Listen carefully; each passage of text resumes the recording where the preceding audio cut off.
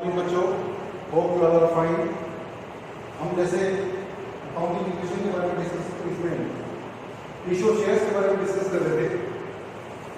उसी में जैसे पिछली वीडियो में हमने ओवर सब्स्टिट्यूशन के बारे में डिस्कस किया था और एक एग्जांपल लेके जो है उसको सॉल्व करने की कोशिश की थी।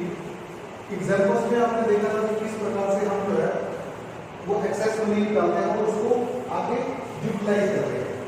आगे इस वीडियो के अंदर, इस लेक्चर के अंदर हम एक ये आपका 21st एग्जांपल है ऑन पेज 7.41।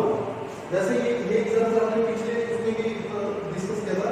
अब हम 70.41 पेज 21st एग्जांपल, इस एग्जांपल को हम सॉल्व करने की कोशिश करेंगे। जरा देखिए इसको। Extended invited application for 20,000 shares of ₹10 each। 10 रुपए का पर शेयर है। 20,000 शेयर्स के लिए एप्लीकेशन इनवाइट की गई। Payable as follow. पेबल कैसे किया गया?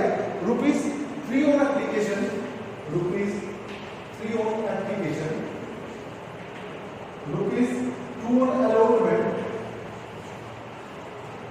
और 250 ऑन फर्स्ट कॉल और 250 पैसा on second and final call.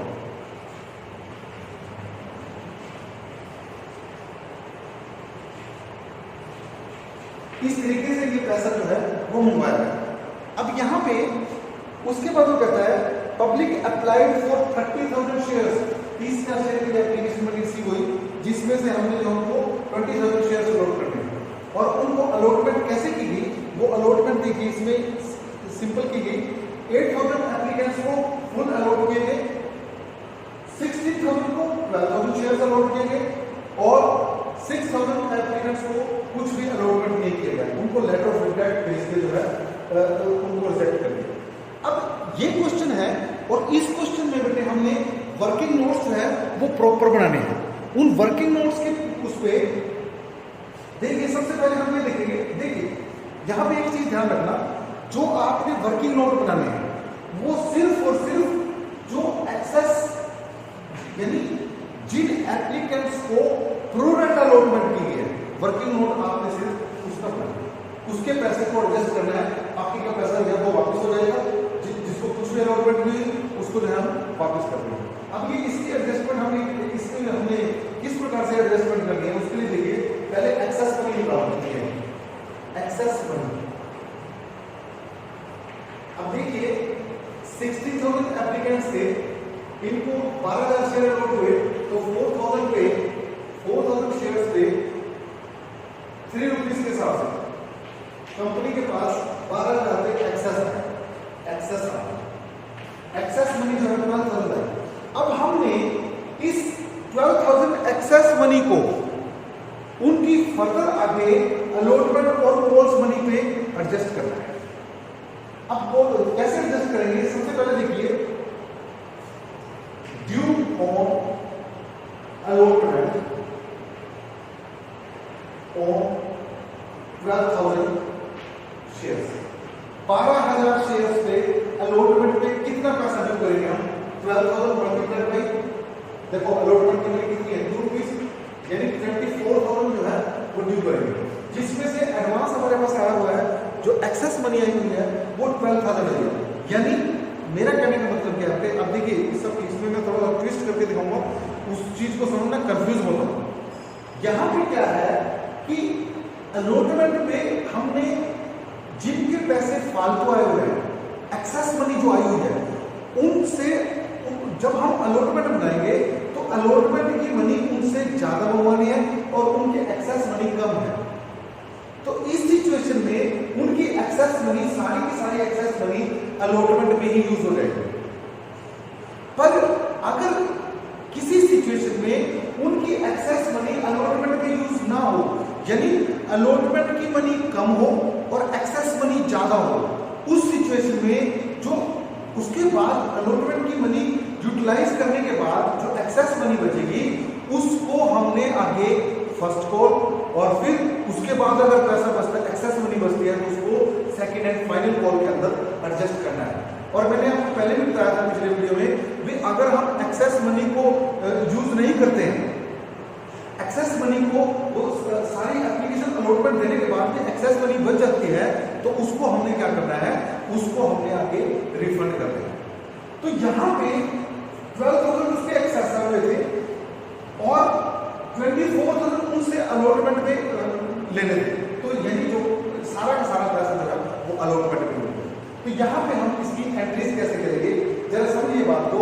सबसे पहले एंट्री हम जितनी एप्लीकेशन मनी मिली है उसकी एंट्री करेंगे। वो एंट्री क्या करोगे, bank account debit, bank account debit to share application account. यहाँ पे जो अमाउंट लिखोगे, क्योंकि 30,000 के लिए एप्लीकेशन लिखी ₹3 पर शेयर ऑन एप्लीकेशन, तो 90,000 जो है एप्लीकेशन में हमें मनी इसमें। उसके बाद इस एप्लीकेशन मनी को शेयर कैपिटल में ट्रांसफर कर दो। अब शेयर कैपिटल में हम कितना ट्रांसफर करेंगे, जितने कंपनी ने शेयर इशू किए हैं, कंपनी सिर्फ उतना ही अमाउंट जो है शेयर एप्लीकेशन में, शेयर कैपिटल में ट्रांसफर करेगी। बाकी एक्सेस अमाउंट जो है वो या तो एडजस्ट होगा और जिनको कुछ भी नहीं दिया गया उनको वापस करना पड़ेगा। अब देखिए किस प्रकार से करेंगे, इसके लिए देखिए सबसे पहले ये जो शेयर एप्लीकेशन अकाउंट क्रेडिट किया है इसको डेबिट कर दो। Share application account debit to share capital account. सबसे पहले शेयर कैपिटल अकाउंट में 90,000 रुपए से डेबिट कर दो।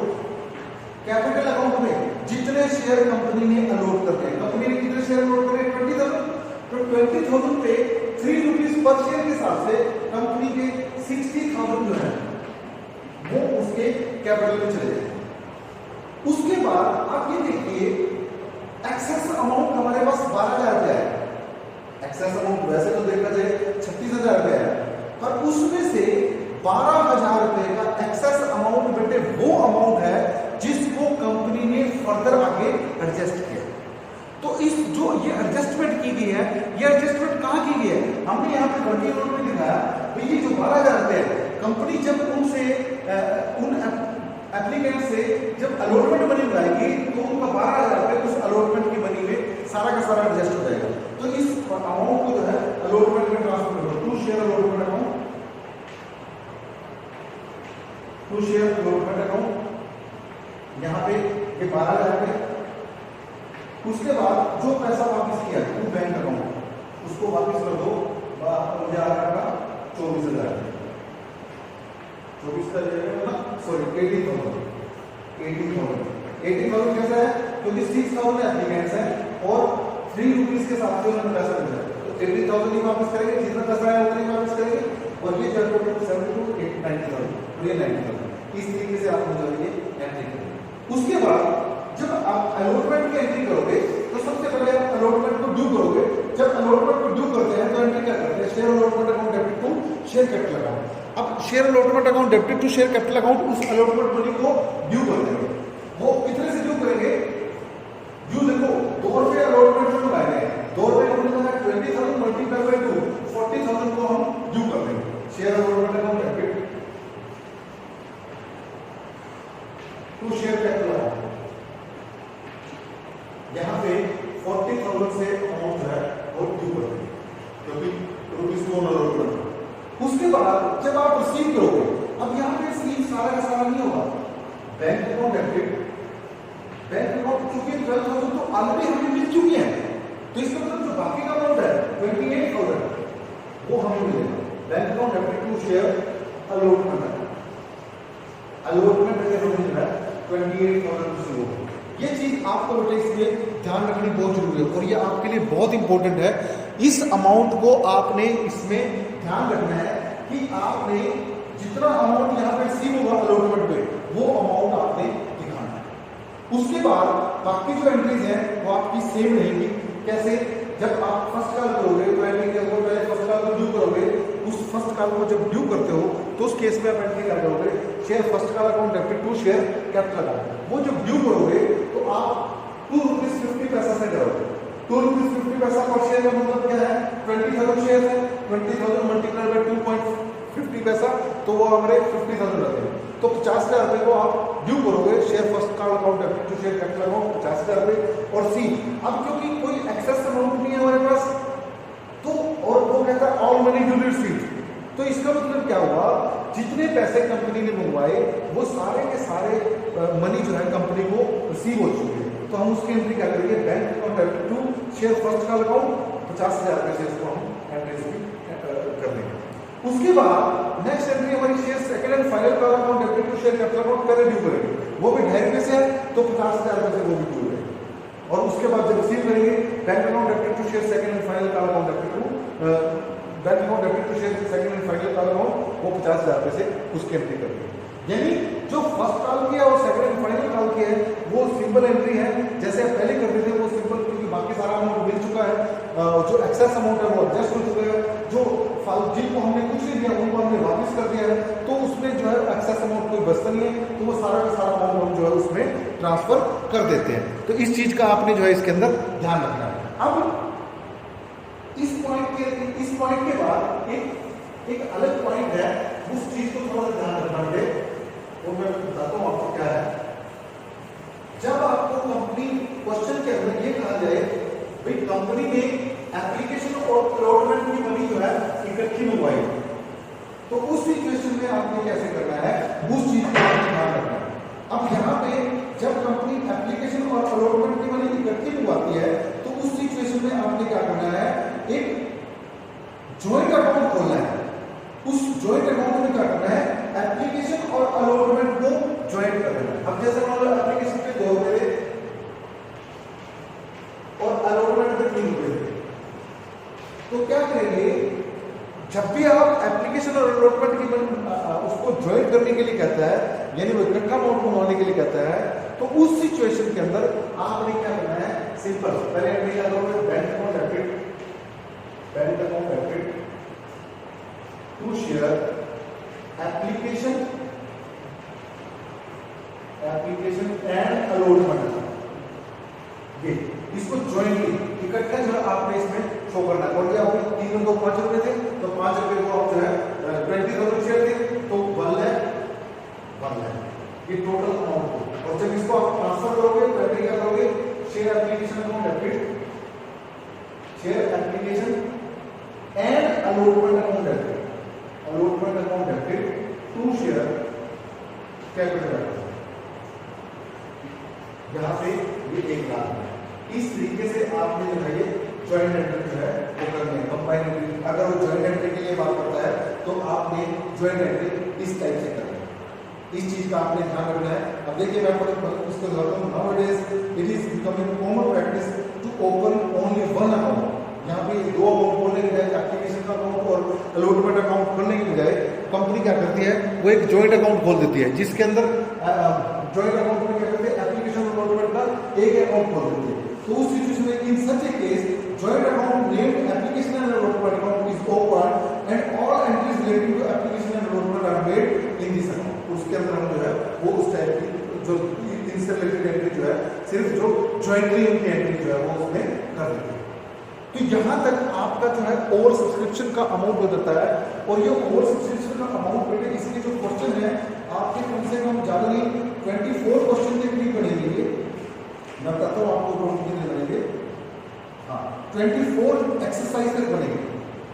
24 एक्सरसाइज तक अगर आपने 2-3 बार इनकी प्रैक्टिस प्रॉपर कर ली तो आपके लिए बहुत बढ़िया रहेगा, क्योंकि ये सारे क्वेश्चन जो अब हम कर रहे हैं आगे सारे इकट्ठे होकर आ जाएंगे और एक ही क्वेश्चन के अंदर सारे मिक्सअप होने के कारण आपको जो है फिर दिक्कत आएगी।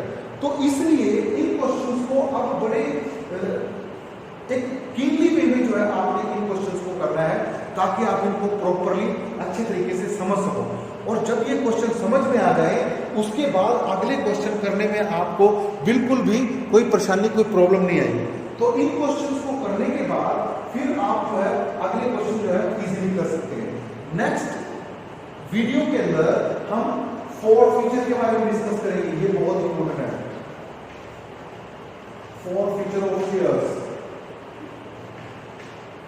ये जो बेटे 4 फीचर ऑफ शेयर्स है ये इस टॉपिक की बैकबोन है। इसमें आपको अगर 4 फीचर एंड रीइश्यू भी आ गया तो समझो कि आपको 40% और टॉपिक जो है वो समझ में आ गया।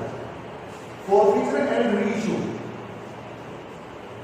उसके बारे में हम डिस्कस करेंगे, तो उसके बारे में भी आपको जो है वो पता होना चाहिए, उसको भी थोड़ा सा उसको भी आपने ध्यान में रखना है। तो आगे आने वाले टाइम में फॉर फ्यूचर रिशू करने से पहले आपको ये ओवर सब्सक्रिप्शन का टॉपिक जो है वो प्रॉपरली समझ में आ जाना चाहिए।